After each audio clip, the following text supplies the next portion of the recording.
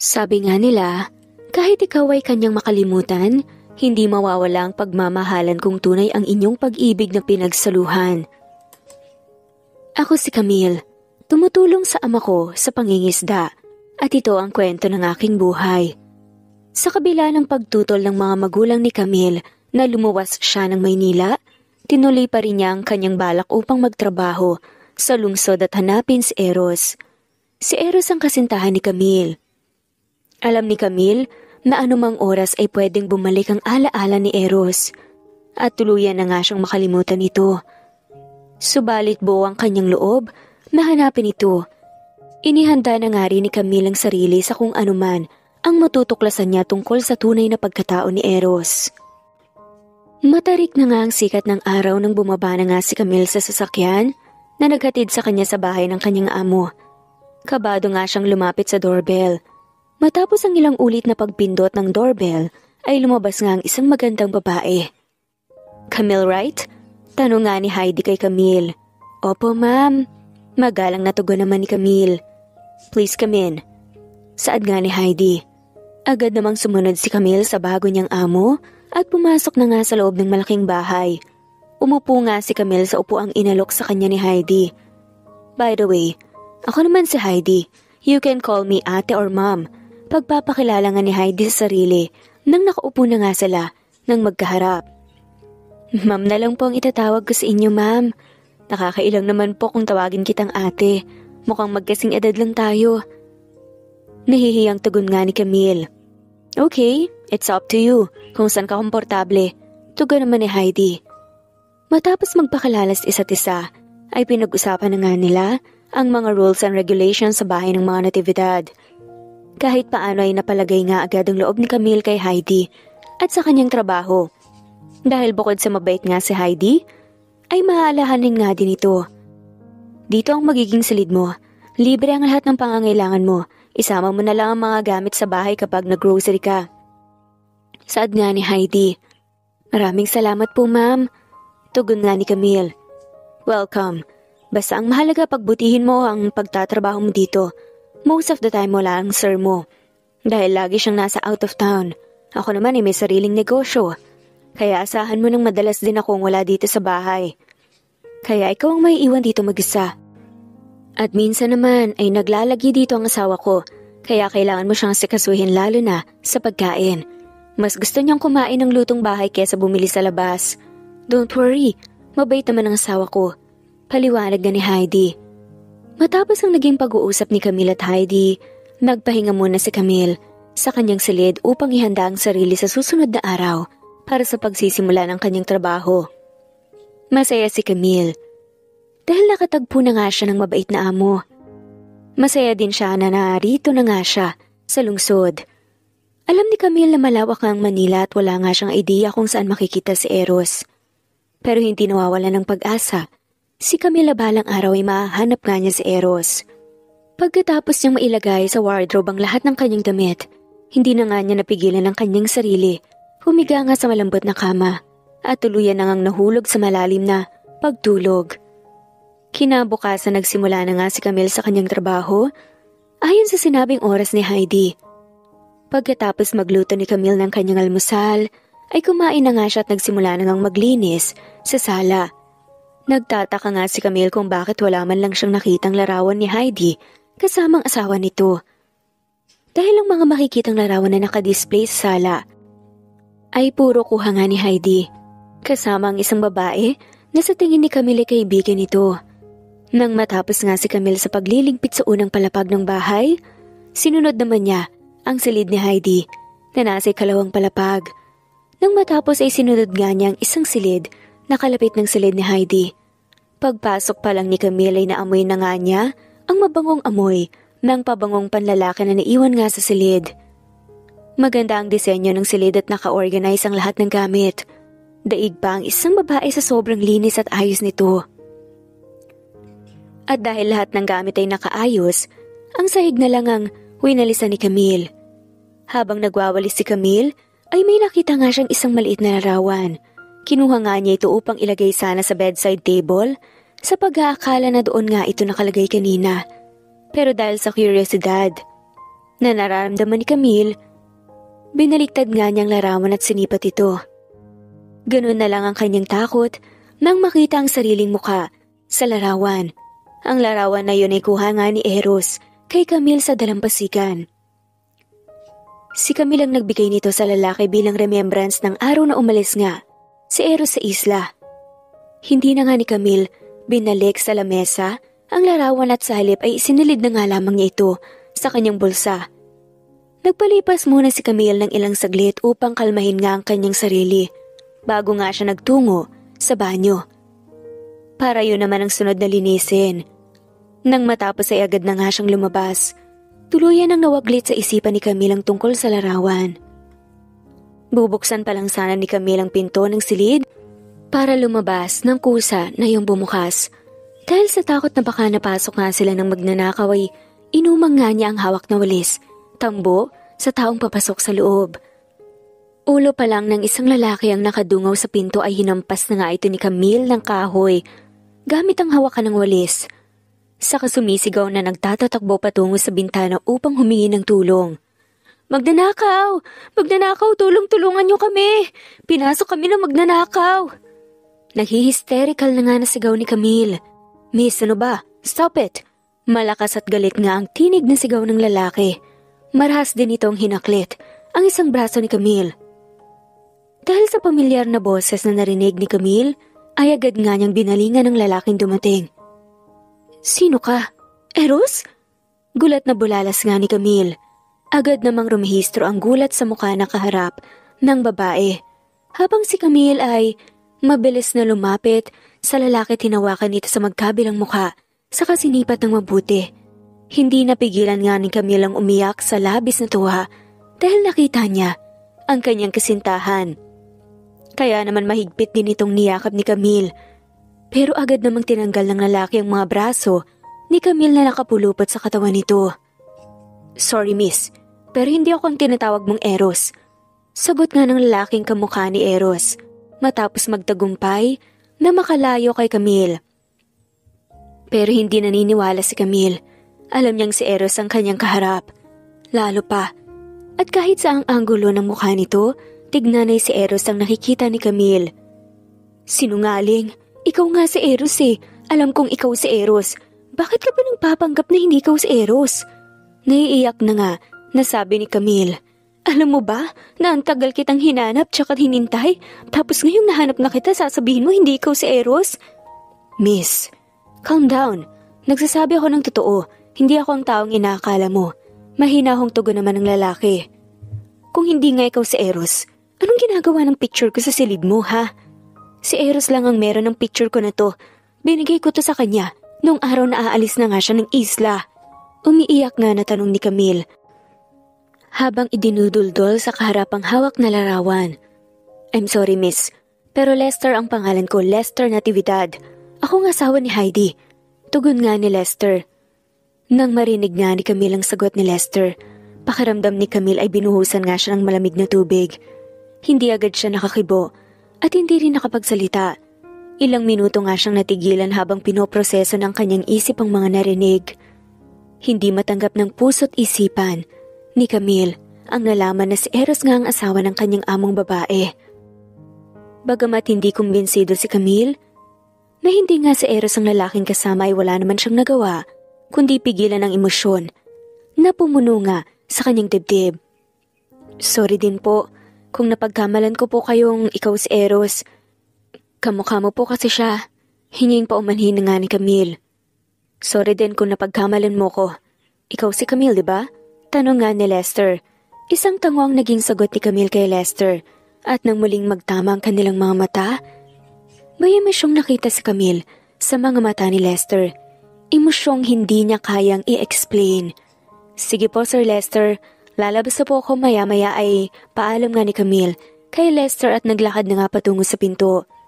Palabas na nga sana si Camille ng pinto nang hawakan nga ni Lester ang braso ni Camille. Nagtatanong ang mga matang tumingin si Camille kay Lester pero walang anumang salita ang namumutawi sa mga labi ni Lester at nanatili lang itong nakatitig kay Camille. Sir, untag nga ni Camille kay Lester nang makitang mukhang walang balak magsalita ang lalaki. Napapitlag naman ito at parang napaso na agad binitawan ang braso ni Camille. Si Camille naman ay tuluyan na ngang lumabas ng silid. Matapos ibalik sa storage room ang mga gamit, panlinis na ginamit nga ni Camille ay dumiretso na nga siya. Sa kanyang silid at doon pinakawalan ang mga luhang kanina pa gustong tumakas sa kanyang mga mata. Alam ni Camille at nararamdaman nga niyang si Lester at Eros ay iisa. Ang hindi maintindihan ni Camille ay kung bakit kailangan pang magpanggap ni Eros. Siguro nga ay bumalik na ng tuluyan ng alaala ni Eros at ngayon ay si Camille naman ang nabura sa puso't isipan nito. Humiga si Camille sa kanyang kama habang walang patid sa pag-iyak. Masakit para kay Camille na hindi na nga siya maalala ni Eros pero wala nang masasakit pa sa katotohanang may asawa na nga ito. At ang masaklap ay sa mag-asawa pa siya nakapasok bilang isang kasambahay. Pero mas nakatoka nga sa kanya ang paglalabada. Ano nga bang nakaraan ni Camille at Eros? Ito ang kanilang flashback. Malakas ang ihip ng hangin at malakas ang buhos ng ulan. Walang magawa ang mga tao sa isla maliwanag, kundi mamalagi sa kanilang mga tahanan.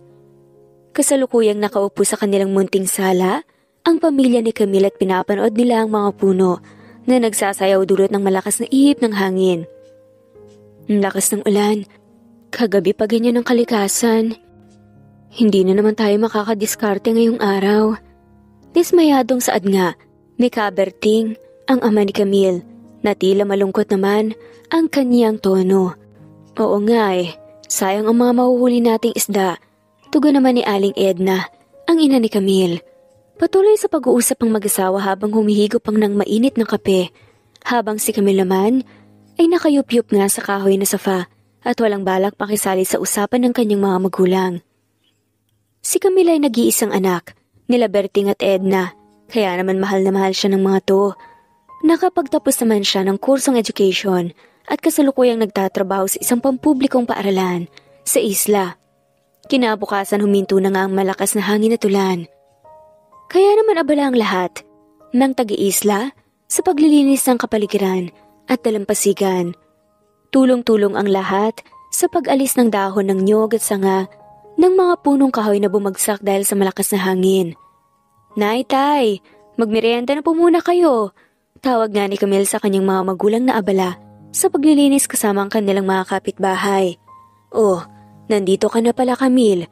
Hali kayo mga pare, mare, sabay-sabay na tayong kumain. Saad naman ni Aling Edna. Agad namang lumapit sa kanila ang kanilang mga kapitbahay at pinagsaluhan nga ang mga pagkaing dala ni Camille. Si Camille ay umalis nga at lumapit sa naiwang trabaho ng ibang mga kasamahan sa dalampasigan at saka inumpisahan nga ang paglilinis. Malapit nang matapos si Camille, nang mayroon na nga siyang mapansing kakaiba sa tumpok ng mga nalaglag na dahon ng nyog. Kaya naman agad itong nilapitan ni Camille at ganoon na nga lamang ang panggigilalas niya nang makita ang isang katawan ng tao na tatabunan ng ilang sanga ng puno at dahon. Inalis nga ni Camille ang mga nakadagan sa katawan at nang malinaw nga niya itong makita, nakita niya ang katawan nito ng isang makisig na lalaki. Matapang na lumapit si Camille sa katawan at tinignan kung humihinga pa ba ang walang malay na lalaki. Nakahinga siya ng maluwag nang maramdaman ang mahinang pagtibok ng pulso nito. Hindi napigilan ni Camille ang sariling pagmasdan ang gwapang mukha ng lalaki na maraming pasa at sugat. At base sa kasuotan nito na kahit maraming punit ay hindi maitatanggi ang karangyaan. Kaya naman nasisigurado nga ni Camille na hindi taga-isla maliwanag ang lalaki, lalo pa at ang lahat ng nakatira sa kanilang isla ay magkakakilala. Tumakbo ng mabilis si Camille patungo sa kanyang mga magulang upang ipaalam nga sa mga to ang kanyang nakita. Tay! Malakas nga nasigaw ni Camille upang tawagin nga ang kanyang ama. Anak, bakit ka sumisigaw? Tanong nga ng ina ni Camille. Nay, may nakita ko akong tao dun oh. Tugon nga ni Camille at tinuro ang gawi kung saan niya nakita ang katawan. Wala pong malay. Dagdag pa nga ni Camille. Agad namang nagpulasan ng mga kalalakihan at sama-samang tinungo ang pinanggalingan nga ni Camille. Totoo nga, may tao. Bulalas nga ni Mang Berting. Ang ama ni Camille nang makita nga ang katawan. Diyos ko, paano napunta dito ang pangkay na yan? Kawawa naman, ano kayang nangyari sa kanya? Nahabag naman na saad ng ina ni Camille. Ano pong gagawin natin dyan, Nay? Pero sa tingin ko hindi pa naman po bangkayan eh. Tanong naman ni Camille sa ina. Dalhin natin sa bayan, ibigay natin sa mga pulis. Baka masamang loob yan. At pinaghahanap ng mga otoridad. Pahayag na ni Aling Edna, ina ni Camille. Hindi natin siya madadala sa bayan, masyado pang malakas ang alon sa dagat. Hindi pa tayo makakatawid. Pahayag nga ni Mang Berting. Anong gagawin natin? Tanong naman ni Aling Edna. Mas mabuti pang dalhin na muna natin siya sa bahay para palitan ang kanyang damit. At pag nagising siya, saka natin siya tanungin kung anong nangyari sa kanya. Sagot naman ni Mang Berting. Sa tulong ng ilang kalalakihang taga-isla, ay walang pag-aalinlangan na dinala ni Mang Berting ang walang kamalay-malay na lalaki sa kanilang munting tahanan. Ang matanda na nga rin ang nagpalit sa kasuotan ng lalaki habang ang mag-ina-namang Camille at Edna ay magkatuwang na nilinis at ginamot ang mga sugat at pasa sa katawan nito na marahil nakuha nga nito sa pagtama ng katawan nito sa malalaking bato sa dalampasigan. Lumipas ang maghapon at gabi na nga at hindi nagigising ang lalaki. Natatakot na nga si Camille na baka tuluyan na nga itong bawian ng buhay sa kanilang poder. Pero buo ang loob ni Mang Berting na magkakamalay ito dahil unti-unti na nga bumabalik ang kulay ng labi nito. Hanggang sa isang umaga, kasalukuyang nasa bukid ang mga magulang ni Camille at tinitignan nga ang kanilang mga tanim. Isang malakas nga na ungol ang kanyang narinig at ito ay nagmula sa silid na ginagamit ng lalaki. Nagmamadaling tinungo nga ni Camille ang silid at naabutan nga niya ang lalaking nakaupo sa gilid ng higaan. Baka sa mukha nito ang pagkalito nang makita nga siya. Sino ka? Nauutal nga na tanong ng lalaki. Ako nga pala si Camille. Ako ang nakakita sa iyo sa pampang ng dagat. Tugon nga ni Camille. Nasaan ako? Muling tanong ng lalaki na hindi mapakali. Nandito ka sa Isla Maliwanag. Kahapon ng umaga ay nakita kitang nadagganan ng mga sanga ng kahoy at mga dahon ng niyog. Pahayag pa nga ni Camille. Ilang sandali hindi sumagot ang lalaki at nanatiling nakatitig lang kay Camille habang hawak ng dalawa nitong kamay ang sariling ulo. Sino ako? Anong pangalan ko? Nagpapanik na nga na tanong ng lalaki na siyang ikinagulat nga ni Camille. Ha? Teka, wala kang bang maalala? Saan ka nang galing bago ka napadpad dito? Tanong nga nang hindi na makapaniwala na si Camille. Hindi ko alam. Tugon lamang ng lalaki matapos sumigaw habang hawak ang ulo. Huminahon ka lang. Isipin mo kung anong pangalan mo. Suwestyon nga ni Camille. Eros. Sino si Eros? Tanong nga ng lalaki habang nakahunot ang noo. Hindi ko alam. Wala akong kilalang Eros. Tugon naman ni Camille. Eros. Muling wika nga ng lalaki na may bahagyang ngiti sa mga labi. Sino si Eros? Hindi mapigilang magtanong nga ni Camille nang makitang masayang mukha ng kaharap. Hindi ko kilala. Tugon nga ng lalaki. Dahil sa narinig ay napailing na nga lamang si Camille. Akala pa naman ni Camille ay may naalala na nga ang lalaki. Okay, baka Eros ang pangalan mo. Wika na nga lamang ni Camille. Pero hindi pa rin siya sigurado. Siguro. Hindi ko alam, wala akong matandaan. Hindi ko din alam kung bakit ako nakarating dito. Tugon pa nga ng lalaki.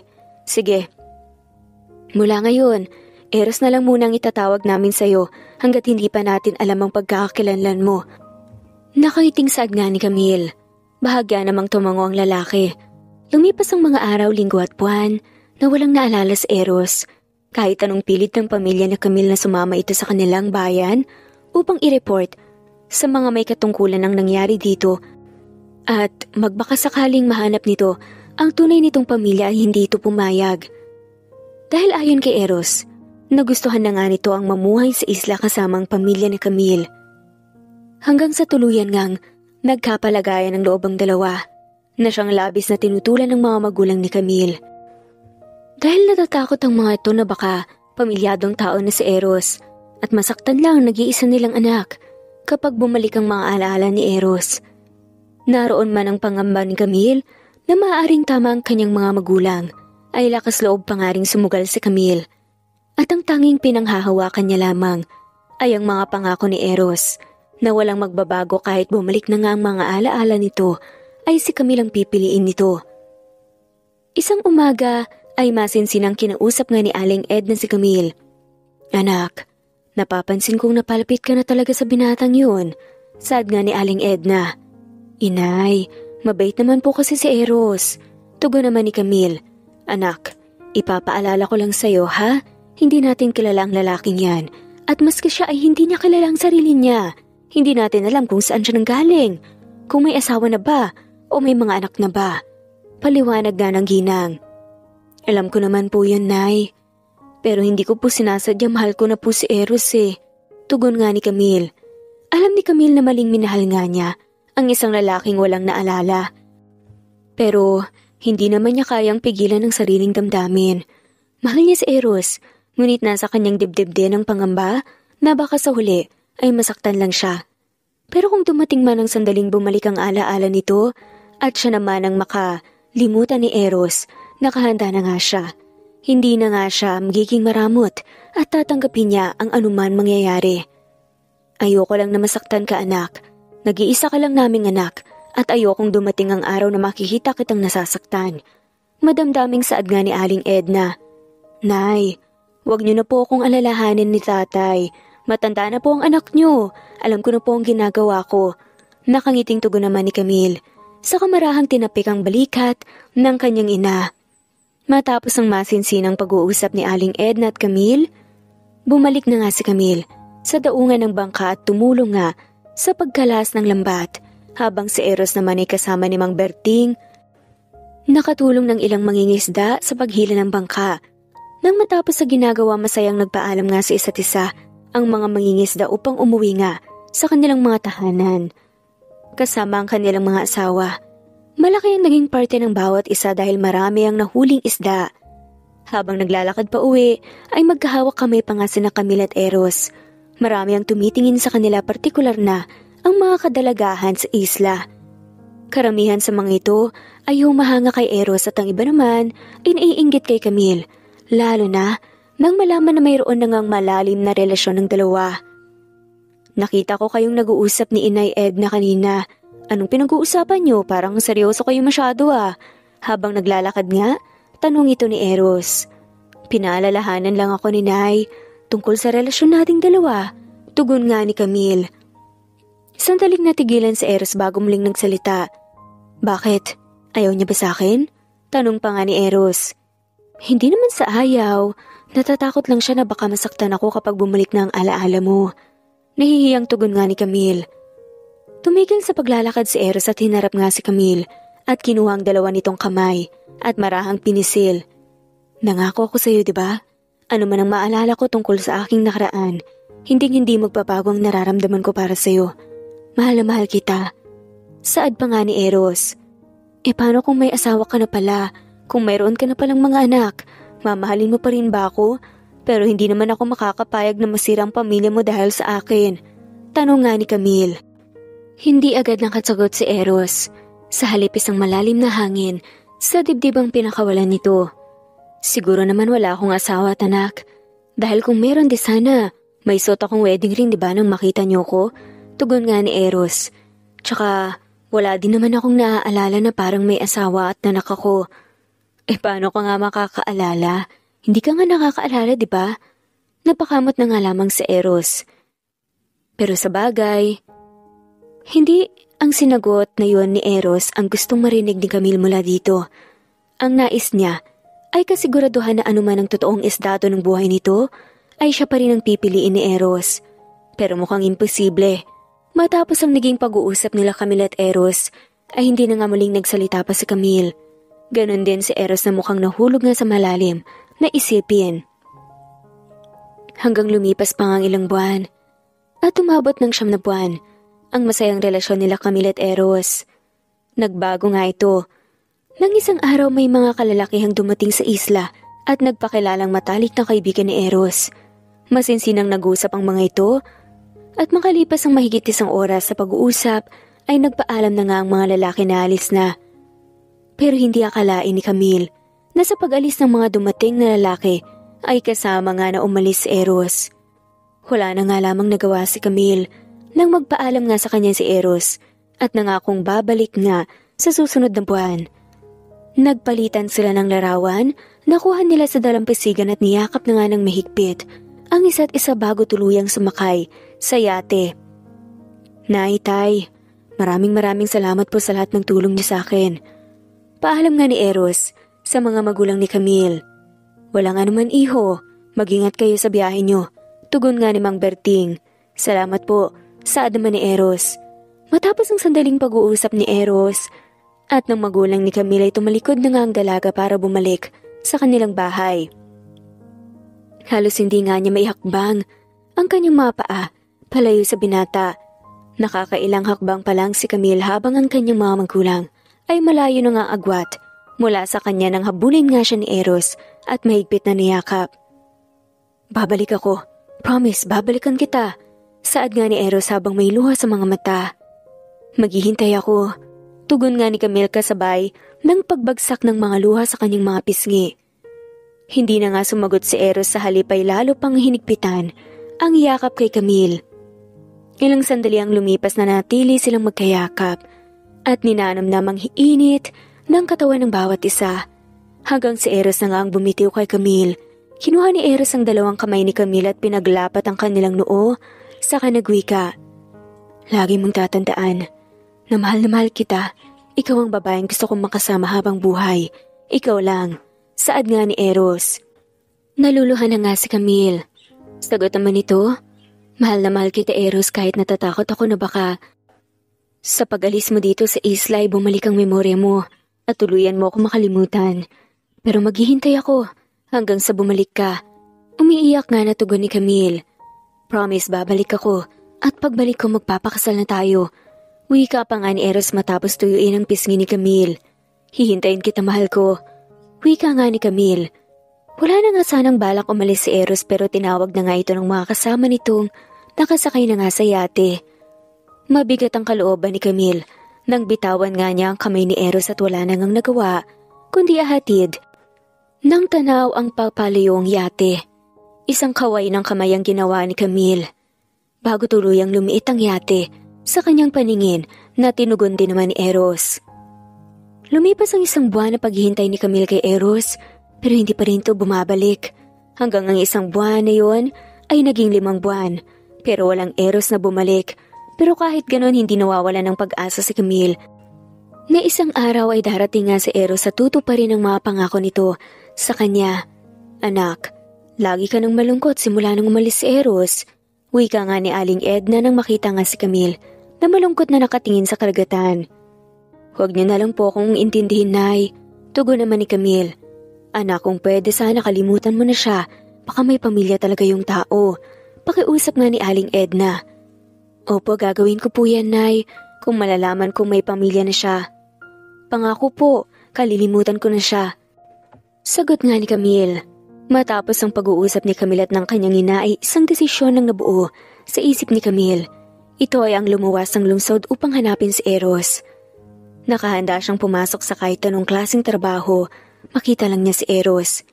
Anak, sigurado ka ba sa desisyon mong ito? Malungkot na tanong nga ni Mang Berting kay Camille. Nangyatid nila ito sa daungan ng mga pampasaherong bangka. Tay, ito lang po ang paraan para makita ko ulit si Eros. Gusto ko lang pong malaman kung ano ang totoong nangyari sa kanya at kung ano ang tunay ng pagkatao. Kung malaman ko na hindi talaga kami pwede, hindi ko naman po ipipilit. Tugon naman ni Camille. Paano ka sa Manila, anak? Puno ng pangamba na tanong naman ni Aling Edna. Huwag niyo na po akong alalahanin, Nay.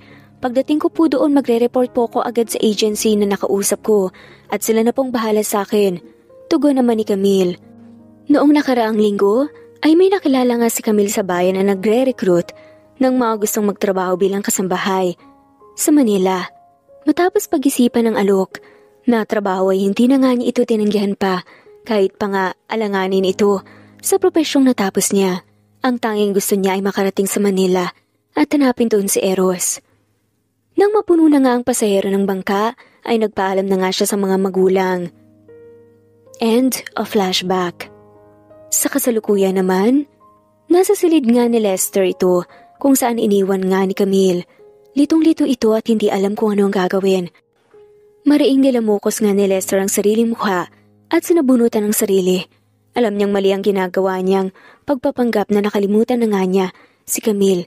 Pero yun lang alam niyang tamang gawin upang hindi nga ito madamay sa gulo nilang mag-asawa. Hindi rin niya lubos maisip kung bakit sa dami ng taong pwede nilang makuha si Camille pa talaga ang nakuhang kasambahay ni Heidi. Alam ni Lester na sa ginawa niya ngayon ay nasasaktan niya si Camille pero ito lang ang tanging magagawa niya para tuluyan na nga siyang layuan ni Camille. Marami pa siyang kailangan asikasuhin at pag natapos nga ang lahat ng dapat niyang gawin ay sa kanya ipaliliwanag kay Camille ang lahat. Sa dami ng kailangang ayusin ni Lester sa kanyang buhay at sa kumpanya na iniwan ng kanyang mga magulang ay hindi nga niya natupad ang pangako kay Camille. Nababalikan niya ito sa isla. Ngayon pa lang ni Lester, unti-unting naayos ang lahat pero mukhang magkakaproblema pa naman ata. Dahil sa mga iniisip ay napahilamos na nga lamang si Lester. Sa kanyang muka, patungo sa kanyang ulo at ginulong ang kanyang buhok. Malapit na ang oras ng pananghalian. Nang bumaba na nga sa kusina si Lester, hindi niya nakita doon si Camille. Kaya naman pumunta nga si Lester sa silid na pahingahan ng kanilang mga naging kasambahay. At mula sa labas ng pinto ay dinikit nga niya ang kabila na muka upang marinig kung may tao ba sa loob. Agad niyang nilayo ang kanyang muka sa pinto nang marinig ang mga hikbi doon. Dagli ang pagguhit ng awa sa puso ng lalaki para sa babaeng minamahal. Masakit para kay Lester ang nangyayari na wala siyang magawa para pagaanin ang kalooban ni Camille. Mabigat ang loob na nilisan ni Lester ang lugar at bumalik na nga sa kusina upang ipagluto ng pagkain sa Camille. Gustuhin man niyang magluto ng tinola na paborito ni Camille ay hindi niya magawa dahil lalo itong magdududa sa kanyang pagkatao. Kaya naman ang paborito na nga lamang ni Lester na sinigang na hipon ang niluto niya. Patapos na nga magluto si Lester nang nagkawakumahog nga na pumasok sa kusina si Camille. Agad nitong itinago kay Lester ang namamaga nitong mga mata. Sorry po sir, nakatulog po kasi ako kaya namamaga po yung mata ko. Pagdadahilan na nga lamang ni Camille. It's okay. No problem. Halika na, kumain na tayo. Anyaya nga ni Lester kay Camille. Salamat po, mauna na po kayong kumain. Nahihiyang tugon naman ni Camille. No, I insist. Pamimilit pa nga ni Lester at naglagay nga ng 2 pinggan sa mesa. Wala nang nagawa pa si Camille kundi sumunod sa lalaki at dumulog na nga lamang sa hapag kung saan nakahain ng mga pagkain. Tahimik na kumain ng 2 at tanging ang ingay ng kanilang mga kubyertos ang maririnig sa kusina. Panakanaka nga ay sinusulyapan nga ni Lester si Camille na nananatiling nakayuko sa pinggan nito. Lumipas ang 2 buwan at tapos na nga ang bakasyon sa eskwela at dahil bigo nga si Camille na makita si Eros ay nagpaalam na nga lamang siya sa mga amo na babalik na nga siya sa isla upang ipagpatuloy ang kanyang pagtuturo. Wala si Heidi kaya hindi nga si Camille nakapagpaalam ng maayos sa babae. Bihira lang kasi na umuwi si Heidi sa bahay ng mga to at madalas ay si Lester lang ang kasama niya sa bahay. Aalis ka na? Hindi makapaniwala na tanong ni Lester nang makita nga ang resignation letter na ginawa ni Camille. At pirmado na nga ni Heidi. Opo sir, kailangan ko na pong bumalik sa amin. Tugon naman ni Camille. Malungkot na tumingin si Eros kay Camille bago kumibot ang mga labi na parang mayroong nais sabihin pero hindi niya kayang simulan. Pwede bang magstay ka pa? Tila may pagsusumamo nga sa mga matang pakiusap ni Eros. Sorry sir pero kailangan po kasi ako sa amin Tugon naman ni Camille. Wala na rin naman siyang rason pa para magstay dito. Kung hindi lang nakikita ni Camille ang pagkakaiba ng Eros na nakilala niya sa isla at ng Lester na taga Manila, iisipin ni Camille na iisa nga lang ang mga ito dahil sa klase ng tingin na binibigay sa kanya ni Lester ng mga oras na yun. Sa halip na sumagot si Lester ay lumapit ito kay Camille at mahigpit na niyakap ang babae saka mapangas na hinalikan. Dahil sa bugso ng damdamin ay nagpaubaya nga si Camille, lalo pa at kamukha nga ni Lester si Eros na siya nang nakikita ng mga oras na yun. Hanggang sa ang kapangahasan na yun ay lumalim nga at nagawa nga nila ang mga bagay na hindi dapat. At dahil sa labis na pangungulila ni Camille kay Eros, tuluyang nadala si Camille at hindi na nga nakapag-isip pa ng tama. Samantalang simula ng araw na nag-usap sila Camille at Lester, ay hindi na nga umalis si Camille at pinagbigyan ng pakiusap ni Lester na wag na nga siyang umalis. Hanggang sa, ang isang beses na pagkakamali ay maraming beses pang ang naulit. Naging masaya naman si Camille sa bawat araw ng kanyang paninilbihan. Sa bahay nga ng mga natividad, walang araw na lumipas na hindi nga gumawa si Lester ng paraan para mapasaya si Camille. Kahit abala sa trabaho si Lester ay ginagawa nito ang lahat upang iparamdam sa dalaga ang kanyang pagmamahal. Pero kapag nasa bahay naman si Heidi ay iba yung kaba at takot naman ang nararamdaman ni Camille. Natatakot siya na maaari nitong gawin kapag nalaman nito ang lihim nilang relasyon ni Lester. Pero hindi naman ni Camille maiwasang makaramdam ng sakit at selos. Sa tuwing nakikita nga niya na sweet si Heidi kay Lester, na kailangan namang tugunan ni Lester ang kaswitan ng asawa. Sa tuwing nakikita nga ni Camille ang senaryong ito, labis nga ang kirot ng kanyang puso na nadarama. Samantalang hindi rin maiwasan ni Camille ang makaramdam ng awa para kay Lester. Sa tuwing nakikita nga niyang parang wala itong halaga kay Heidi. Madalas wala sa bahay si Heidi at uuwi lang at nagiging malambing sa asawa sa tuwing mayroon itong kailangan kay Lester. Katulad ngayong araw, sabay kumain ng agahan ng dalawa at pinagsaluhan ng dalang pagkain ni Heidi habang inaasikasang mga ito ni Camille. "Hon, I need you to sign this." Malambing panganawikan ni Heidi kay Lester. "Heidi, para saan na naman ba to?" Naiinis nga na tanong ni Lester. "Para sa new car na gusto kong bilhin. Di ba napag-usapan na natin to?" Galit pa nga na tugon ni Heidi at mukhang hindi nagustuhan ang naging tanong ni Lester. "Nag-usap na tayo, Heidi. Wala ka na ibang makukuha pa sa akin maliban sa monthly allowance mo, tsaka mahal to." Tugon pa nga ni Lester na nanatiling seryosong muka. "Pero Han, saan naabot ang monthly allowance na binibigay mo?" Protesta pa nga ni Heidi. "Camille, iwan mo muna kami." Tawag nga ni Lester kay Camille na abala sa paghahanda ng inumin na hinihingi nga ni Heidi. Agad namang bumaling si Camille kay Lester at isang tingin na humihingi nga ng pangunawa ang nakita ni Camille sa mga mata nito. "Sige po, maiwan ko na kayo." Tugon pa nga ni Camille. Matapos ilapag ang inumin ni Heidi, isang tango ang sinagot ni Lester kay Camille habang matalim na nga ang tingin nito at napairap na nga lamang.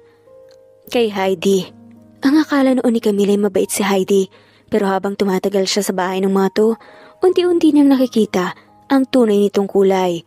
At hindi naman manhid si Camille para hindi maramdaman na ayaw sa kanya ni Heidi. Madalas ay magiliw at masayahin nga si Heidi kapag kaharap si Lester. Pero sa tuwing hindi nakatingin si Lester, ay katakot-takot na irap at panlalait nga ang natatanggap ni Camille dito.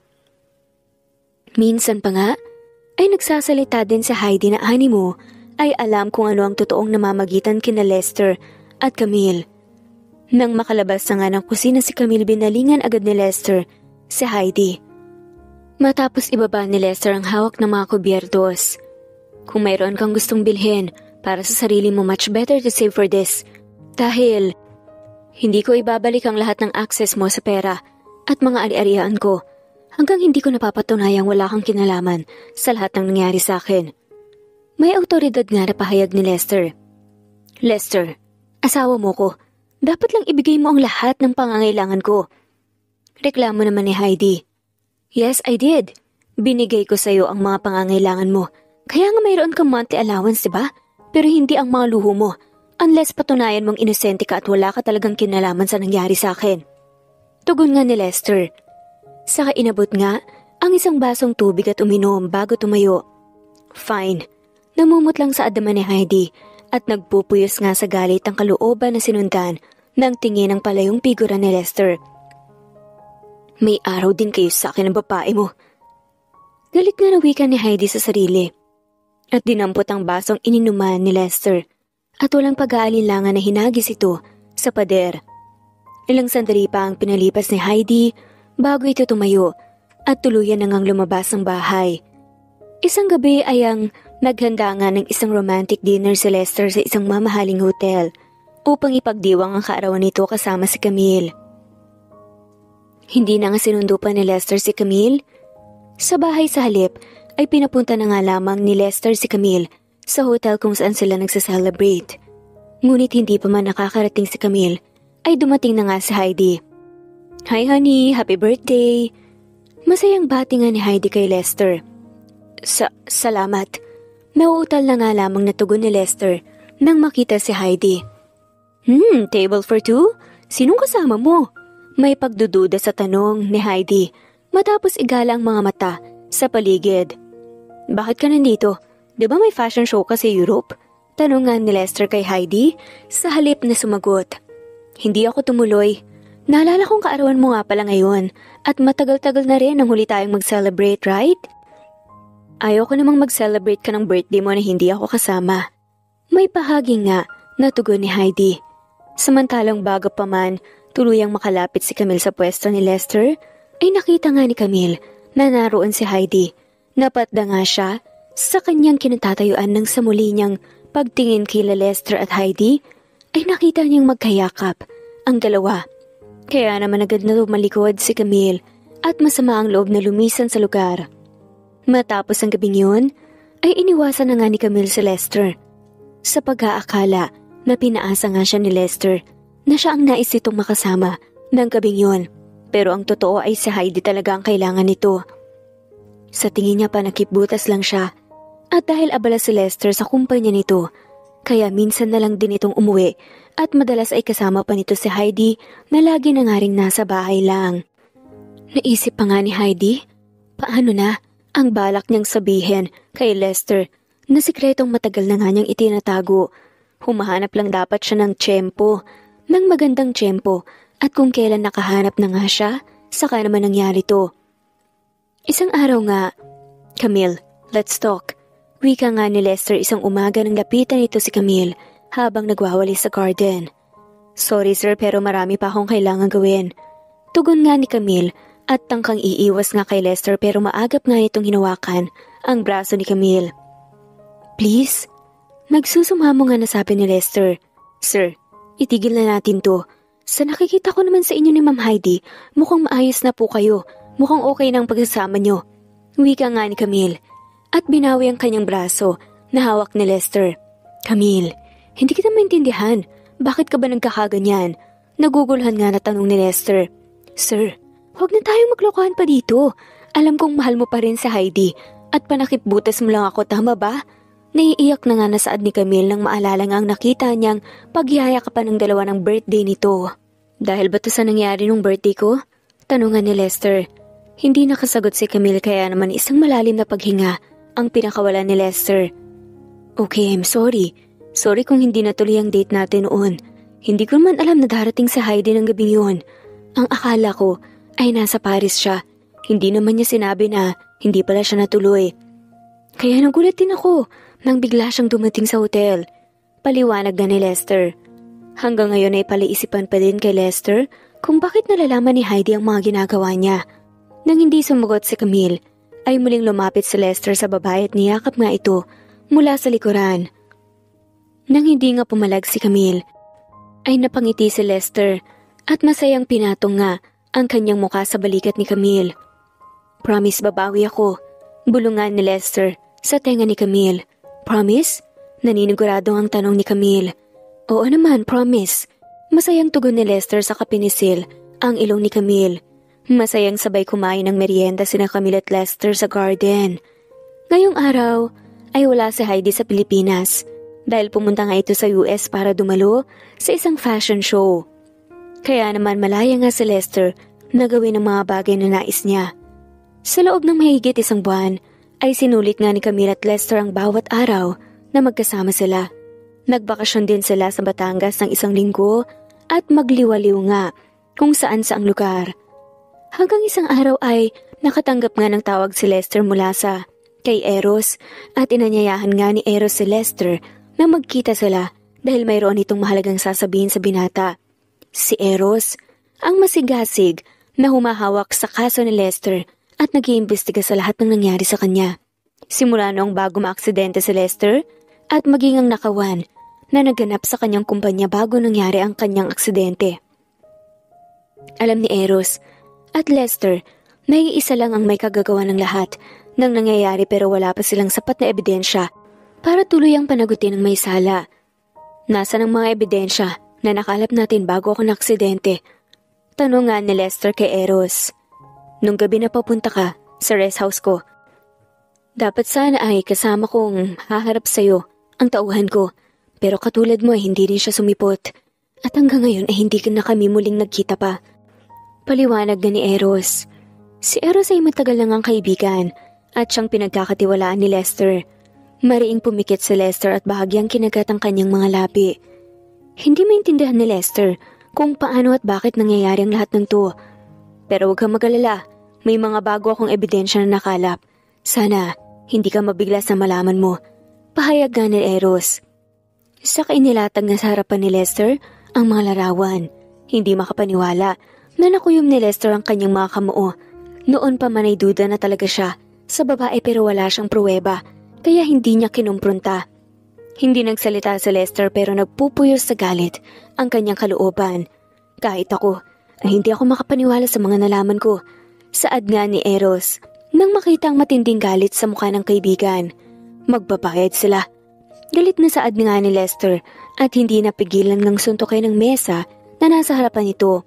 Ilang sandali pang nag-usap ang dalawa at di nagtagal ay nagpaalam na nga si Eros. Si Lester naman pilit pinakalmang sarili bago niligpit ang mga gamit na nasa mesa.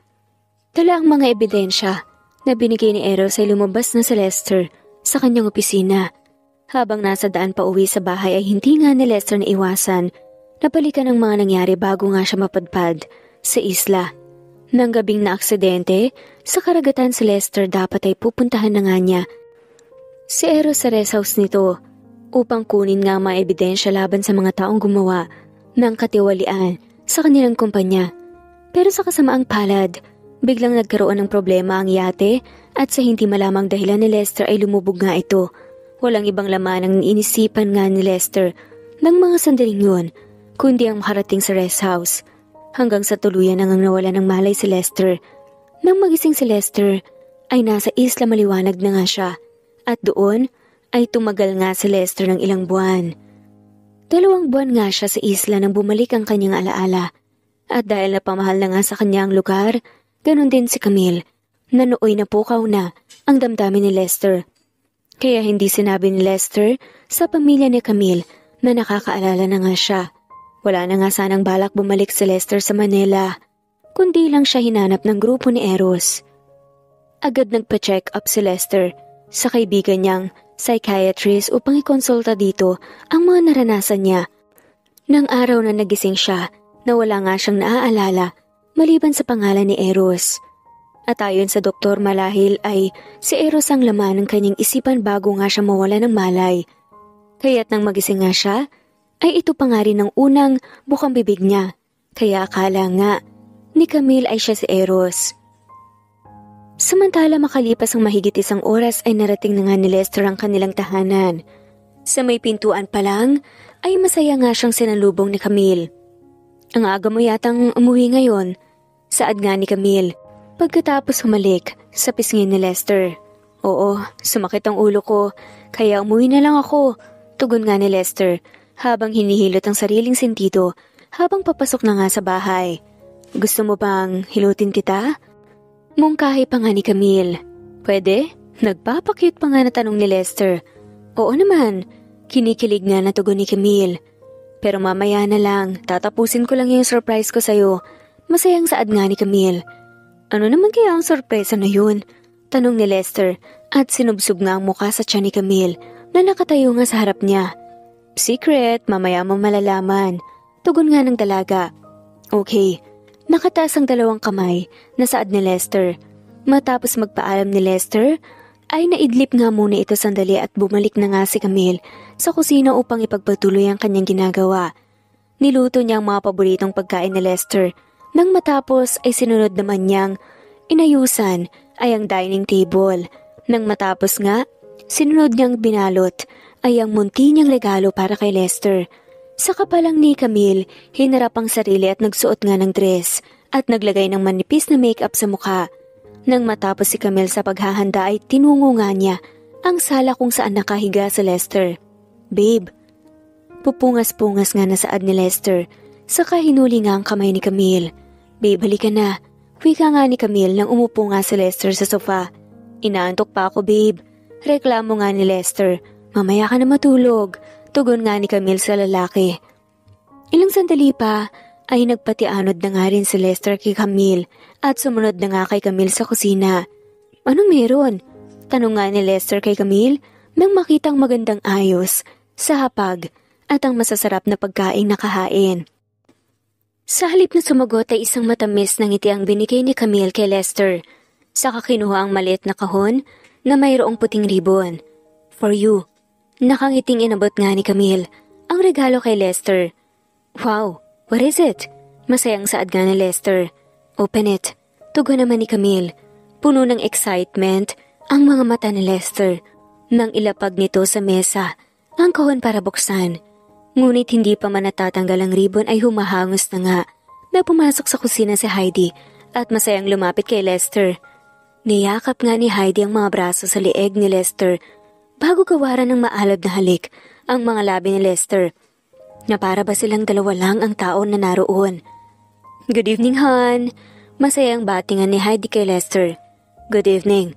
Matabang naganti naman na bati ni Lester pero mukhang hindi naman sineryoso ni Heidi ang kalamigan na ipinakita ng lalaki. Sa halip ay masayang lumapit pa rin si Heidi sa hapag.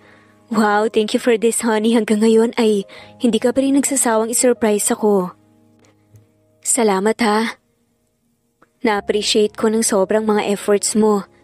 Maluha-luha na wika nga ni Heidi nang mapagmasdang maigi ang setup sa dining table. Hindi agad nakasagot si Lester kay Heidi habang isang tingin na humihingi ng pangunawa ang binigay ni Lester kay Camille. Nawari, napatda nga sa kinatatayuan. Umupo ka na. Paanyaya na nga lamang ni Lester kay Heidi matapos ipaghilangan ng upuan ng babae. Thanks. Nakangiti namang saad ni Heidi. Wait, parang may kulang. Camille, where's my favorite drink? Taas kilay na baling nga ni Heidi kay Camille matapos pagmasdan ang kabuuan ni Camille. Kukuha po ako, ma'am. Wika ni Camille. Bago tuluyang tumalikod din nakita pa nga ni Camille ang matagumpay ng ngiti sa mga labi ni Heidi. Sa kabila ng pangangatog ng mga tuhod ni Camille nagawa pa nga niyang dumaan sa gawin ni Lester upang kunin ang regalo niya sa binata sa takot na makita pa ngayon ni Heidi. Habang ginagawa nga ni Camille ang inumin para kay Heidi, hindi niya napigilan ang lumuha. Nasasaktan nga siya sa tuwing nasa paligid si Heidi. Sa tuwing nariyan, ang babae ay nararamdaman niyang wala nga siyang karapatan kay Lester at parang baliwala din siya sa lalaki. Kahit na ang alam niya, mas deserve nga niya si Lester o mas kilala nga niyang Eros. Masakit bang magmahal ng lalaking nakatali na? Maya-maya ay narinig nga ni Camille ang boses ni Heidi sa kanyang likuran. Hindi agad nakasagot si Camille at agad na pinunasan ang mga luha sa kanyang muka. Sa kabali walang humarap kay Heidi. Masakit ba, ha? Nangiinsulto pa nga na tanong ni Heidi kay Camille. Ma'am, wala po akong alam sa mga sinasabi mo. Sagot na nga lamang ni Camille. Talaga? Akala niyo ba hindi ko alam kung anong totoong namamagitan sa inyong dalawa ng asawa ko? Mahina pero puno ng diin. Nawi ka nga ni Heidi. Dahil sa narinig na sinabi nga ni Heidi hindi ka agad nakakibo si Camille. Hinawakan nga ni Camille ng mahigpit ang hawak nitong pitsyel at baso upang hindi yun tumulas sa pawisin nga niyang kamay. Bata ka pa nga, Camille, at wala pang alam sa tunay na laro ng pag-ibig. Nakakaawa ka. Sa dami ng babaeng pwedeng paglaruan ng asawa ko, ikaw pa ang napili niya. And I'm sorry for that. Kunwa'y nakikisimpat siya na saad nga ni Heidi. Sa kabila ng sakit na nararamdaman ni Camille, ay pinilit nga niyang maging matatag sa harapan ni Heidi. Sa kataas noong nagpaalam na lalabas na nga siya ng kusina. Excuse me, ma'am. Dadalhin ko na po ang inumin niyo sa pwesto niyo. Sa kabila ng mga pangiinsultong nakuha ni Camille, ay magalang na nagpaalam nga siya. Okay, salamat. May surprise nga pala ako para kay Lester. Baka pwedeng magstay ka muna. Saad nga ni Heidi at ngumiti pa nga ng matamis kay Camille na parang walang masakit na salitang sinabi kanina. Okay po, tipid na sagot lang naman ni Camille. At nauna na ngang nagtungo sa pwesto ni Heidi upang ilapag nga ang inumin nito. Sumunod naman si Heidi kay Camille. Paalis na nga sana si Camille nang marinig nga ni Camille ang excited na tinig ni Heidi. "Han, para sa'yo." Masayang wika nga ni Heidi matapos iabot ang isang mamahaling box kay Lester. "Heidi, ano na naman ba to?" Bakas ang iritasyon sa tinig na tanong ni Lester. "Buksan mo!" Masayang udyok naman ni Heidi. Hindi na nga sumagot pa si Lester at hinarap na nga lamang ang box. Nagaling nga kay Heidi at agad nga itong binuksan. Ganon na lang ang paglaglag ng panga ni Lester. Nang makitang laman ng box, saka hindi makapaniwalang humarap kay Heidi na naghihintay nga sa magiging reaksyon ni Lester. "Totoo ba to?" Hindi makapaniwala na tanong ni Lester habang ang mga mata ay nanatiling nasa box. "Yes," tugon nga ni Heidi. Matapos marinig ang naging tugon ni Heidi ay tuluyan na ngang nilabas ni Lester ang laman ng box. At ganun na lang ang pagrehistro ng sakit at inggit sa mukha ni Camille nang makita kung ano ang bagay na kinuha nga ni Lester sa box. Isang ultrasound result? Lalo pa siyang nasaktan nang makita na tila wala lang reaksyon si Lester. Hindi niya alam kung masaya ba ito o ano. Pakiramdam nga ni Camille ang mga oras na yun ay basura siya. Hindi niya maiwasang umiyak nang maalala ang mga sinabi ni Heidi kanina sa kanya. Siguro nga ay pinaglaruan lamang siya ni Lester. Bago pa man makita ng dalawa ang mga luha sa mga mata ni Camille, agad na nga siyang tumalikod at tinungo ang daan sa likod ng bahay patungo sa garden. Sayang, dahil yung bibigay din sana niya na sorpresa para sa kanya ay ang litrato nga ng kanilang anak na bunga ng kanilang pagmamahalan dati sa isla. Oo, nagkaanak nga sila. At nasa probinsya nga siya ngayon, patiently waiting sa pagbabalik nga ng kanyang ama na parating ipinapangako ni Camille sa kanyang babaeng anak. Samantalang, nang tuluyang lumabas nga si Camille, isang matagumpay na ngiti ang sumilay sa mga labi ni Heidi. Nakahanda na nga si Heidi na gawin ang lahat. Mapagtagumpayan lang ang lahat ng kanyang matagal na ngang pinaplano. Ang makuha ang lahat ng meron ng mga natividad. Magdamag nang iniyakan ni Camille ang kanyang nasaksihan. Nang nagdaang gabi, hindi na nga rin siya nakakain ng hapunan dahil sa bigat ng kanyang kalooban. Kaya naman ngayong umaga, ay namamaga ang kanyang mga mata at nahihilo nga rin siya sa gutom. Nang maalala ang kanyang kalagayan, agad nga siyang nagtungo sa kusina upang kumain. Ano man ang mangyari, kailangan niyang alagaan ang kanyang sariling katawan at kalusugan dahil mayroon ngang umaasa sa kanya. Ngunit, nang sapitin nga niya ang kusina para gusto na nga lamang niyang bumalik sa kanyang silid ay nagmukmuk doon. Nasa kusina sila Heidi at Lester. Nakikita na naman niya ang dalawa. "Oh, hi Camille! Good morning." Friendly pa nga kunwari na bati ng babae. "Good morning po ma'am." Sagot na nga lamang ni Camille. "Halika, tulungan mo na kaming magluto. Ang baby ko kasi ang agap magutom eh." Masayang saad nga ni Heidi, saka hinaplos pa nga ang impis pa nitong tiyan. Wala nang nagawa pa si Camille kundi sumunod kay Heidi. Pagkatapos magluto ay kumain na nga sila, Heidi at Lester. Hindi na nga sumabay sa mga ito si Camille at lumabas na nga lamang ng kusina. Pitpit ang tasa ng kape. Doon nga, nag-isip-isip nga si Camille. May isang batang umaasa pa sa kanya. Siguro, kailangan na nga muna niyang mag-give up at umalis na nga muna para pagtuunan na nga lamang ng pansin ng kanyang anak. Nandito naman talaga siya, hindi lang para ipaglaban ang pagmamahal niya kay Lester, kundi para ipaglaban din ang karapatan ng bata. Pero ngayon ay parang wala na nga siyang magagawa dahil magkakanak na nga sina Heidi at Lester. Naalala pa nga niya ang pag-uusap nga nila ng kanilang anak na si Rose. "Mommy, kailan ka po babalik dito sa atin? Pagbalik mo po ba kasama mo na po ba si Daddy? Kasi po, ang tagal ko na pong umaasa na uuwi na po siya dito sa Isla Maliwanag eh. Sabi niya po uuwi rin siya kaagad. Pero hindi pa naman po kayo napaparito. Miss na po kita, Mommy. Umuwi ka na po, please." Napabuntong hininga na nga lamang si Camille sa telepono. "Anak, malapit nang umuwi si Mama. Huwag kang mag-alala. Susubukan natin na isama dyan ang daddy mo, okay? Sana maging maayos na ang lahat. at sana matanggap niya ang sorpresa ko sa kanya. Saad nga ni Camille, ito nga ang naging usapan nila ng kanilang anak bago nga niya ipapakita sana ang sorpresa na sinasabi sa lalaki. Pero naputol nga yun ng dahil kay Heidi dahil ito nga ang naunang nakapagpakita ng kanyang ultrasound sa lalaki. Pinunasan na nga lamang ni Camille ang kanyang tumulong at doon na nga lamang muna niya pag-iisipan kung ano nga ba ang dapat niyang gawin. The past few months, hindi nga siya umuwi sa kanilang probinsya dahil ayaw nga niyang ma-disappoint ang kanyang anak na si Rose. Pinramis kasi nito na gagawin niya ang lahat para maisama ang kanyang daddy. Pero ngayon ay tila wala na nga siyang pag-asa.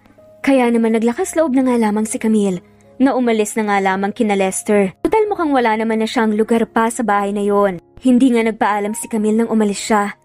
Makalipas nga ang mahaba-habang biyahe, sa wakas nakabalik na nga rin si Camille sa Isla Maliwanag. Mommy, sa wakas nakauwi na po kayo. Miss na po kita. Salubong nga kay Camille ng kanyang cute na anak na si Rose, sabay niyakap nga ito. Lumuhod naman si Camille para mapantayan ng anak. Hinaplos nga nito ang buhok ni Rose. Anak, miss na kita. Miss ko na rin po kayo, Mommy. Nakita naman niya na parang may hinahanap nga sa likuran ang bata at alam na nga niya kung ano yun. Umasa kasi ito na maaaring kasama na nga ni Camille ang kanyang daddy. Pero hindi na nga lamang nagsalita pa ang bata pero mababakas nga ang lungkot sa kanyang muka. Napangiti na nga lamang si Camille ang mapait. Anak, pasensya na ha. Hindi kasi naisama ni mommy si daddy eh. At hayaan mo, andito naman ako eh. Sapat naman ako para sa'yo, di ba? Naluluha pa nga nasabi ni Camille. Nakita nga niya ang disappointment at lungkot sa mukha ng bata pero hindi nga niya yun pinahalata. Ngumiti nga lamang si Rose. Opo, Mami. Sapat naman po kayo sa akin kahit wala si Daddy eh. Siguro po may konting saya lang po kapag meron siya. Pero masayang-masaya din po kasi ako na andyan po kayo. Huwag po kayong mag-alala. Hindi ko na po kayo kukulitin na iuwi si Daddy. Sorry po, Mami. Saad pa nga nito, may kinaiyak nga ni Camille. Niyakap nga niya muli ng mahigpit ang kanyang anak. Nakita naman niyang papalapit na nga rin ang kanyang ina at kanyang ama. Hindi na nga nagsalita ang mga ito. Naramdaman nga niya na nalungkot nga rin ang mga ito dahil alam na nga siguro nila na hindi nga siya nagtagumpay sa kanyang misyon. Lumapit na nga lamang sila sa kanilang anak at niyakap nga ito. At mababatid nga ng babae ang lungkot sa mga mukha ng mga ito pero hindi rin nila pinahalata. Sa pagyakap ng mga ito, naramdaman nga niya nandyan parati ang pamilya niya. Lalaging susuporta sa kanya kahit na nga mawala ang lalaking pinakamamahal niya at ang ama ni Rose. Samantala lumipas nga ang ilang buwan. Isang umaga ay maagang umalis ng bahay sila Lester at Heidi dahil ngayong araw ang check-up ni Heidi. Sa totoo lang ay sobrang devastated ni Lester nang umalis nga sa kanila si Camille pero wala naman siyang magawa dahil parati namang nakabuntot sa kanya si Heidi. Nagmamaneho nga ngayon si Lester ng kotse nang pinahintuyan ni Heidi sa tapat ng isang mall. Akala ko ba check-up mo ngayon? Tanong nga ni Lester sa kanya. Oo, pero naalala kong meron nga pala akong importanteng meeting ngayon. Tugon nga ni Heidi. Heidi, mas importante pa ba yung meeting na yan kaysa sa kalusugan ng baby? Naiinis nga na wika ni Lester. Saglit lang naman ako sa loob. Saad nga ni Heidi. Kahit na, may meeting na ako mamayang 11:00. Tugon naman ni Lester. Unahin mo na muna ang meeting mo. Kung hindi mo ko masasamahan ngayon, ayos lang naman sa akin. Wika ni Heidi. Heidi, this time gusto kong maging mabuting ama. Gusto ko kasama mo ko sa lahat ng check-ups mo. Pamimilit pa nga ni Lester. Kahit dito man lang, ay maging mabuti nga siya sa bata. Hindi ka ba nakakaintindi, Lester? Sinabi ko na sa'yo, di ba? Na may meeting nga ako. At saka kaya ko namang mag-isa. Bakit palagi mong pinipilit ang gusto mo?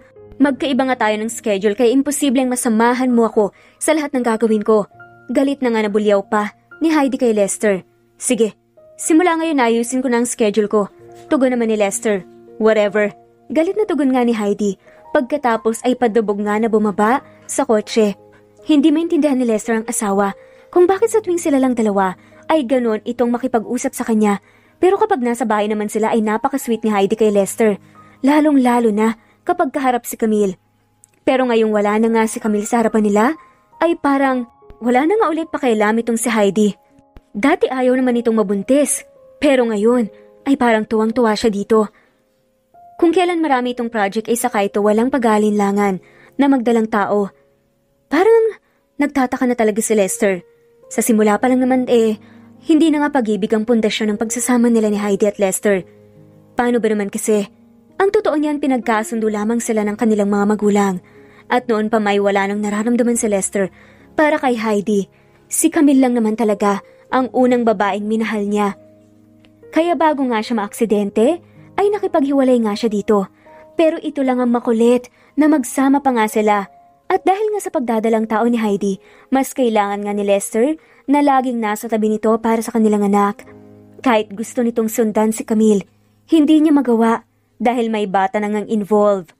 Nakahanda nga si Lester, kalimutan ang lahat ng kasalanang nagawa ni Heidi sa kanya alang-alang sa bata. Sana lang ay totoong nagbago na nga ito. Nang sapitin nga ni Lester ang kanyang opisina, naabutan nga niyang naroon si Eros. May kailangan ka? Tanong nga ni Lester. Wala naman. Ibibigay ko lang sa'yo ito. Tugon nga ni Eros saka iniabot kay Lester ang isang envelope. Agad namang kinuha ni Lester ang envelope at sinipat ito. Mga ebidensya laban kay Heidi. Umiling na nga lamang si Lester at ibinalik ang envelope kay Eros. Hindi ko na muna siya sasampahan ng kaso. Buntis siya sa aming anak. Wika nga ni Lester. Ano? Paano nangyari? Di ba may Camille ka na? Tanong nga ni Eros. Tsaka di ba, sabi mo naman walang nangyayari sa inyo. So paano nangyari yon? Siguro, minsan nung nakainom ako, hindi ko alam. Pero may pinakita siyang ultrasound at mukhang totoo naman. Huwag mong sabihing namamangka ka sa 2 ilog. Tumatawang dagdag pa nga ni Eros. Mahal ko si Camille. Walang gatol na saad nga ni Lester. So anong plano mo kay Heidi? Seryosong tanong naman ni Eros. Ibibigay ko ang lahat ng gusto niya at hihintayin ko siyang mga anak bago niya pagbayaran ng lahat ng kasalanan niya. Wika nga ni Lester. Samantalang sa mall, kung saan bumaba si Heidi, ay naroon pa rin ito at naghinihintay nga ang pagdating ng taong susundo sa kanya. Ilang sandali pa ay huminto nga sa tapat ni Heidi ang sasakyang kulay itim. Nang bumukas ang pinto ng sasakyan, ay sumakay agad si Heidi dito. Bakit ang tagal mong gawin ang mga pinapagawa ko? Bungad nga, natanong dito ng isang lalaki, si Marlon, ang lihim na karelasyon ni Heidi at dating empleyado sa kumpanya ni Lester, na pinatalsik nga dahil kasangkot ito sa mga nakawan noon. Maghintay ka lang, hindi naman ganun kadaling makuha ulit ang tiwala ni Lester. Basta ang mahalaga ngayon, wala na ang babaeng umaali-aligid sa kanya. Tugon nga ni Heidi. Siguraduhin mo lang na mapapasatin ng lahat ng meron ang lalaking yan. Kung bakit kasi nakaligtas pa siya sa pagsabog sa kanyang yate. Galit pa nga na saad ni Marlon. Huwag kang mag-alala. Ginawa ko ng huli kong alas. Masayang tugon nga ni Heidi. Pasado 8:00 na nga ng gabi, ay wala pa rin si Lester. Dati-rati pagpatak pa lamang ng 6:00 ng gabi, ay nasa bahay na nga ito. Pero sa totoo lang sa tuwing uuwi nga si Lester, wala siyang ibang naaalala kundi si Camille. Yung mga sa tuwing sinasalubong siya ni Camille at nawawala nga ang pagod niya dahil dito. Yung mga pagkakataon na kapag nakauwi na nga siya, naaamoy na nga niyang mga niluto ni Camille para nga mawala ang kanyang pagod. May mga oras pa nga na minamasahe siya ni Camille kapag nga pagod siya sa trabaho. Mga hindi nagagawa ni Heidi sa kanya. Alam naman talaga niya kung sino ang babaeng gusto niyang makasama habang buhay. Pero ngayong magkakaanak na nga raw sila ni Heidi, hindi na nga niya alam ang kanyang gagawin. Nagugulhan siya. Gustong-gusto niyang puntahan si Camille pero hindi niya magawa. Sa kabilang banda naman, malungkot nga na tinitignan ni Camille ang pagkain nasa mesa. Ito kasi ang paborito ni Lester. Hindi nga niya magawang kumain dahil naiisip nga niya si Lester. Ang reaksyon nito sa tuwing nakikita nga ang sinigang na paborito nito. Naiisip niya kamusta na kaya si Lester. Okay lang kaya sila ni Heidi? Inaalagaan kaya siya ni Heidi? Dahil dati hindi nga niya nakikitang pag-aalaga ni Heidi sa kanya. Napailing na nga lamang siya dahil hindi na nga niya dapat iniisip pa yun. Nang biglang, Mommy? What are you thinking po? Bakit po parang ang lalim po ng iniisip niyo? Okay lang po ba kayo? Hinawakan nga ni Camille ang pisngi ng kanyang anak. Oo anak, okay lang sa nanay. Kumain ka na. Di ba yan ang paborito mo? Sige na, talagang niluto ko yan para sa'yo. Opo, Mami. Sobrang sarap nga po eh. Natuwa na nga lamang ang bata. Pati rin si Camille napapangiti dahil parehas nga sila ni Lester ng paborito. Kinabukasan nga ay weekend. Nagulat na nga lamang si Camille nang biglang tinawag nga ang kanyang pangalan ng kanyang ina. "Oh, Nay, ano pong problema?" Tanong nga ni Camille. "May bisita ka, anak." Tila seryosong saad naman ng nanay nito. Kaya naman nagmamadaling bumangon si Camille at isinuot ang tsinelas. Nagulat nga siya dahil nang dumungaw nga siya sa kanilang bahay, nakita nga niya sa ibaba ang walang iba kundi si Lester.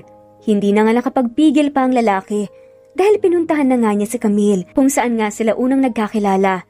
Ni Camille, kahit na nga nagulat, kumaway pa rin si Camille at nang makababa nga, ay sinalubong nga niya si Lester. "Magandang gabi po, sir. Ano pong ginagawa niyo dito?" Nagtatakang tanong nga nito. "Magandang gabi." Magiliw nga nasagot ni Lester. Natitig na titig sa kanya. Gusto niyo po bang kumain? Ipaghahain ko po muna kayo. O kaya kape?"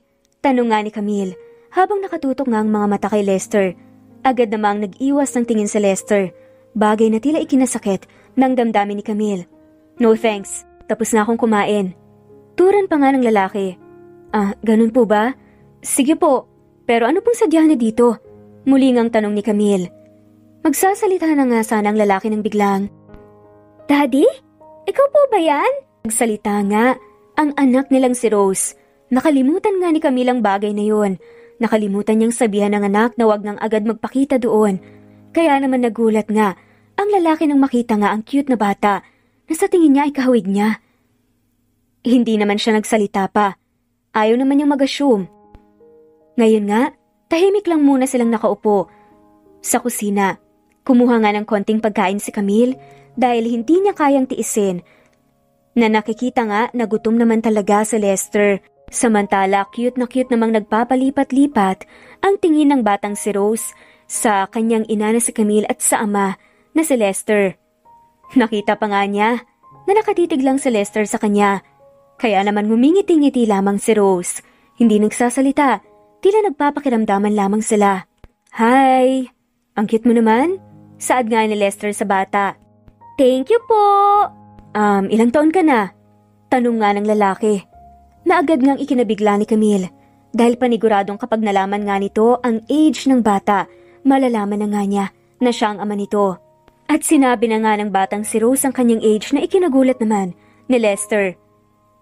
Patay mali siya na nga lamang si Camille at hindi nagsalita pagkatapos ay inilagay na nga sa hapag ang pagkain. Heto nga pala, ang sinigang." "Alam niyo po, masarap po yung luto ni Mama na sinigang. Kaya nga po favorite na favorite ko po yan eh." Sabi nga ng bata na ikinagulat nga ni Lester dahil pati sa pagkain, parehas sila ng paborito. "Talaga? Paborito ka rin to eh." Saad pa nga ni Lester at kinuha na nga ang kanin na nakahain at ang pagkain. Kumain na nga siya. "Gusto mo ba?" Sinubuan pa nga nito ang batang si Rose. Nakita naman ni Camille na talagang giliw na giliw naman ang bata sa ginagawa ni Lester. Pero nag-aalala siya para sa anak dahil baka maging close nga sila ni Lester. Pero kapag umalis si Lester, malungkot lang ito. Pagkatapos ng kumain ay naglaro pa nga sina Lester at ang bata. Nakatingin lang naman si Camille sa kanila, pero hinahayaan na nga lamang niya dahil nakikita nga niya ang saya sa mukha ng kanyang anak. Nag-iisip siya ng paraan kung ano nga ba ang mga salitang maaaring sabihin kay Lester. Samantala, nagliligpit nga ngayon si Camille nang pumasok nga sa kusina si Lester. Masayang hinarap nito si Camille. May agam-agam nga sa puso ni Camille nang makita niyang lalaki. "Pwede ba tayong mag-usap?" Seryosong saad nga ni Lester. "Oo naman." Kinakabahan na sagot nga ni Camille. "Tungkol sa ating dalawa at tungkol sa bata. Tungkol kay Rose." Tugon nga ni Lester. "Sige." Ani lang naman ni Camille na sobrang lakas nga ng kabog ng dibdib. Habang naglalakad nga sina Camille at Lester sa labas ng munting bahay nila, hindi maiwasan ni Camille makaramdam ng kaba dahil sa seryosong mukha ni Lester.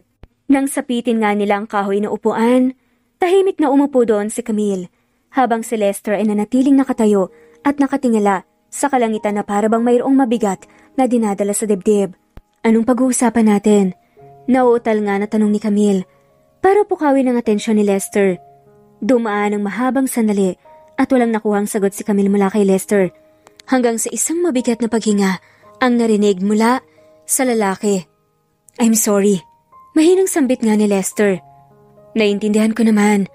Na simula nung sabihin nga ni Heidi na may anak kayo, siya naman dapat talaga ang unahin mo. Ang bata, tugon nga ni Camille, saka lumapit nga sa pwesto ni Lester at marahang hinaplos ang braso ng lalaki. Camille, mahal kita at ayaw kong nasasaktan ka nang dahil sa akin. Nahihirapang saad nga ni Lester. Ano ba ang gusto mong sabihin? Kunot ang noo na tanong ni Camille. Mahabang sandali ang muling namagitan kila Camille at Lester. Bago muling nagsalita ang lalaki. Si Rose. Anak ko ba siya? Diretsahang tanong na nga nito. Natahimik nga si Camille. Tila humahanap nga ng mga sasabihin niya sa lalaki, pero tila wala naman na siyang kawala. Kaya kailangan na nga niyang sabihin ng totoo. Oo, anak natin siya, Lester. Bago ka umalis, dati sa isla, napag-alaman ko, nabuntis pala ako. Hindi ko na sinabi sa'yo, dahil ayoko namang maging selfish. Gusto kong malaman mo ang totoong pagkakakilanlan mo, at alam kong pipigilan ka ng pagbubuntis ko kapag sinabi ko sa'yo. Saad nga nito, bakit hindi mo sinabi nung nasa Maynila ka pa at pumasok na ka sa bahay namin? Bakit hindi mo kaagad sinabi sa akin? Saad na nga ni Lester na talaga namang tumaas na nga ang tono ng boses. Paano? Paano ko sasabihin sa'yo kung wala akong karapatan? Kasal ka, Lester. Kasal ka sa ibang babae. Saan ako lulugar? Yon ang parati kong tanong sa sarili ko sa tuwing nakikita ko si Heidi. Sa tuwing nakikita ko kayong magkasama. Lalong-lalo na nung sinabi na nga niya sa'yo ang pagbubuntis niya. Saad pa nga nito. Bakit ba hindi mo ko pinagkakatiwalaan, Camille? Ganyan ba talaga kababaw ang tingin mo sa akin? Sa tingin mo ba, hindi ko kayang piliin ka? Piliin kayo ng magiging anak natin? Alam mo, sinubukan ko naman eh. Pero hindi talaga. Hindi ko na kayang makasama si Heidi. Dahil ikaw lang ang parati kong naiisip. Kaya nga nandito ako ngayon. Mas lalo na ngayon na nalaman kong may anak pala tayo. Si Rose. Hindi ko naman pababayaan ang magiging anak namin ni Heidi eh. Pwede ko pa rin naman siyang mahalin kahit na hindi kami magkatuluyan ni Heidi. At isa pa, kumonsulta na rin ako sa abogado at gusto ko na ngang maanal ang kasal namin ni Heidi. Nakapagdesisyon na ako. Saad nga ni Lester na ikinagulat nga ni Camille. Hindi niya akalain na handa pala si Lester na piliin sila ng kanilang anak. Pagkatapos nga nun, hinawakan nga ni Lester ang kamay ng babae.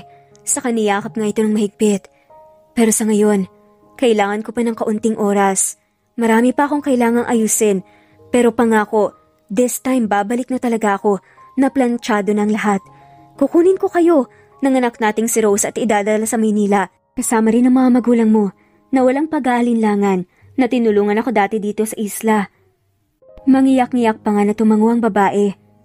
This time pagkakatiwalaan na nga niya si Lester at malakas na nga ang kutob niya na babalik nga talaga ito.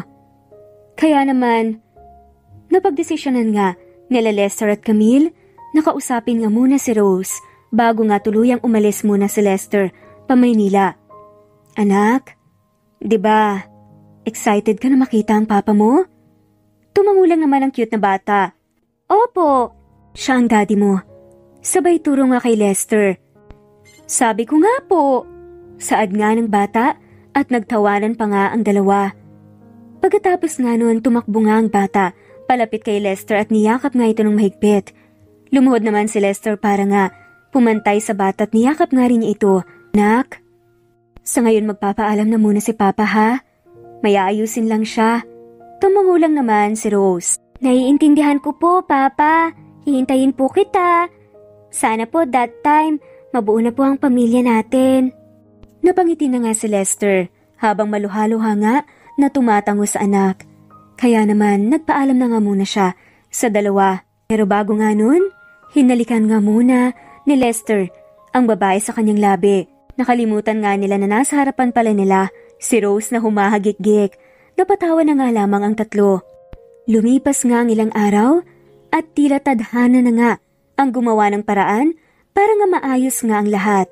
Dahil isang araw nga, habang kausap nga ni Heidi ang kaibigan niyang si Freda. Akala yata ni Lester, may isahan niya ako.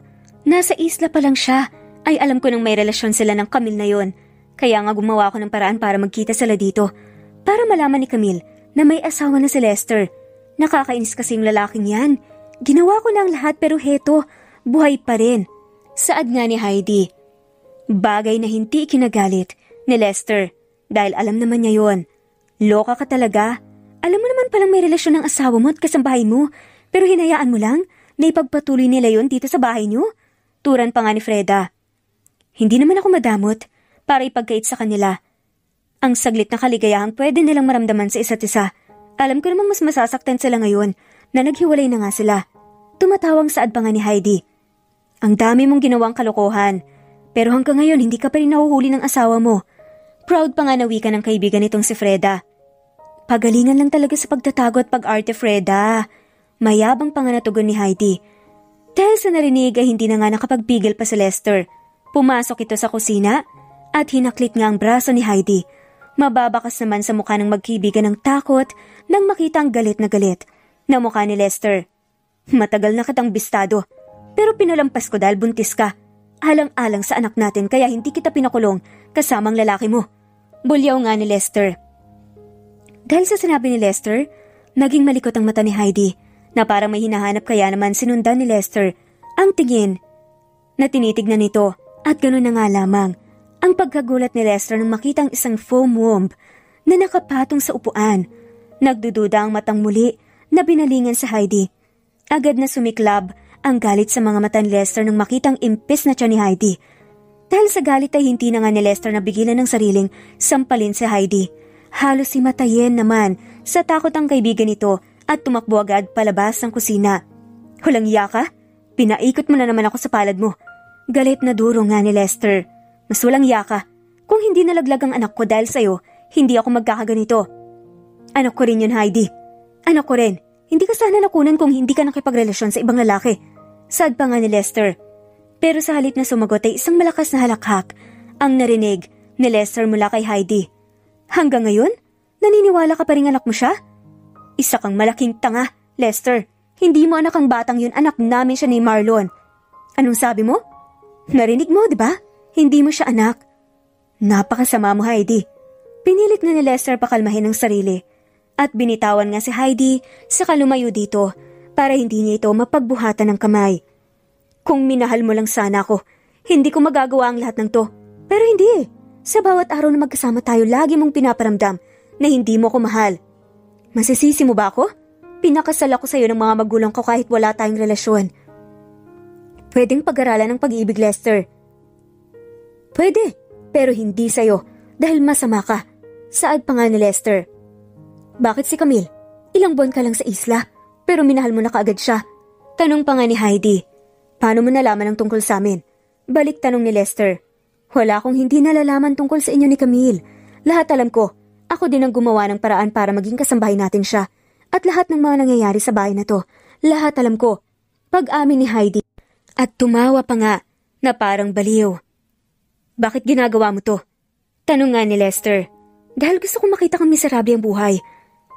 Galit nga na tugon ni Heidi. Sa halip na makipagtalo ay tumalikod na nga lamang si Lester sa babae.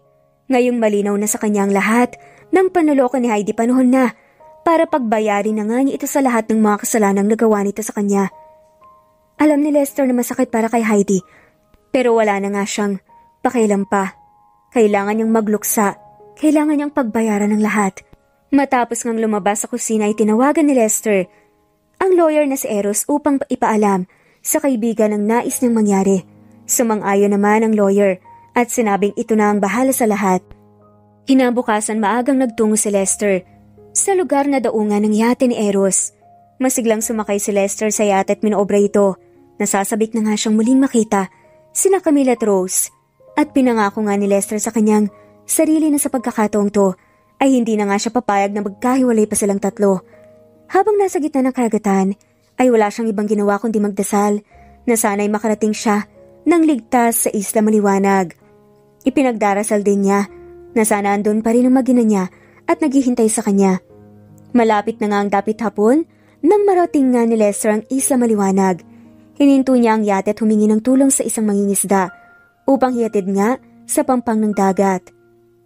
Nakarating na nga rin siya sa wakas makalipas nga ang ilan pang minuto. Pinapanood nga ang paglubog ng araw nila Camille at ng anak niya nang makita nga nila si Lester. Lester? Nagniningning ang mga matang saad ni Camille. Ako nga. Anong ginagawa mo dito? Nakabalik ka na. Oo naman. At this time susunduin ko na ang magina ko. Nakangiting tugon nga ni Lester. Hindi na ako papayag na hindi matupad ang pangako ko sa'yo na pakakasalan kita pagbalik ko dito sa isla. Paano si Ma'am Heidi? Buntis siya, di ba? At magkakaanak na kayo. Saka kasal pa rin kayo. Saka ko ni papaliwanag sa'yo. Pero, okay na. May grounds na para sa annulment namin. Mahal na mahal kita. Mahal na mahal din kita, Lester. Salamat dahil sinundan mo ko. Salamat. Dahil pinaglaban mo kami this time ng anak natin. Huwag kang mag-alala. Magkasabay na natin silang haharapin. At hindi na ako. Lalayo pa ulit. Salamat. Tugon nga ni Camille. Madilim ang paligid nang umuwi sila Camille at Lester kasama si Rose. Agad silang sinalubong nila Aling, Edna at Mang Berting. Camille anak, akala ko kung napano ka na. Bulalas nga ni Aling Edna. Nagpahangin lang po ako, Nay. Kasama ko po si Rose. Saad nga nito habang hinahaplos ang buhok ng bata. Nang biglang, Rose? Ikaw ba yan, iho? Nakabalik ka na. Saad pa nga nito. Opo. At hindi ko na po iiwan. Sina Camille at Rose. Pangako po. At pasensya na rin po nang hindi ako bumalik dati. Ano ka ba naman? Edna, papasukin mo muna ang ating mga bisita at sa loob na tayo magkwentuhan. Saway naman ni Mang Berting sa asawa. Mabuti pa nga. Camille, Eros, halina kayo sa loob. Kung gano'n ay Lester pala ang pangalan mo, hindi Eros. Paglilinaw nga ng ama ni Camille. Opo, tay. Sagot naman ni Lester. Sige, edi ngayon Lester nang itatawag namin sa'yo. Teka, sinabi mo kanina pakakasalan mo ang aking anak, hindi ba? Opo.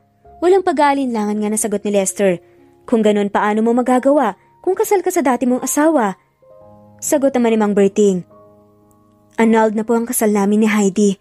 Matagal ko na po yung inaasikaso. Saad pa nga nito. Sige, yaman din lang na nalinaw na nga sa amin ang lahat. At may anak na kayo ni Camille. Siguro naman kilala mo na siya, hindi ba? Kaya binabalaan kita na dapat hindi mo na ulit sasaktan ang mag-ina mo. Saad nga nito. Nagmistulang pamamanhikan nga ang gabing yun. Masaya naman ang lahat sa muling pagbabalik ni Lester. Makalipas nga ang preparasyon na 4 na buwan, ikinasal na nga sila mismo sa Isla Maliwanag. Siyempre at flower girl nga ang kanilang nag-iisang anak na si Rose. Wala nga mapagsidla ng kaligayahan nila. Sa wakas ay maikasal na nga sila. Samantala si Heidi naman ay nakulong nga matapos ngang mapatunayan ang mga kasamaang pinaggagawa nito. Siguro oras na lang ang makakapagsabi kung kailan nga siya pwedeng patawarin. Pero sa ngayon, kailangan niyang pagbayaran ang lahat ng mga nagawa niyang kasamaan. Dahil sabi nga nila, kapag gumawa ka ng kasamaan, babalik at babalik yun sa'yo. Kaya piliin natin parati na gumawa ng kabutihan para maranasan nga natin ng wagas na kasiyahan at pagmamahalan. At dito na nga po nagtatapos ang kwentong pagmamahalan ni Lester at Camille. Maraming salamat po sa lahat ng mga walang sawang sumusubaybay at shout out po sa mga sumusunod.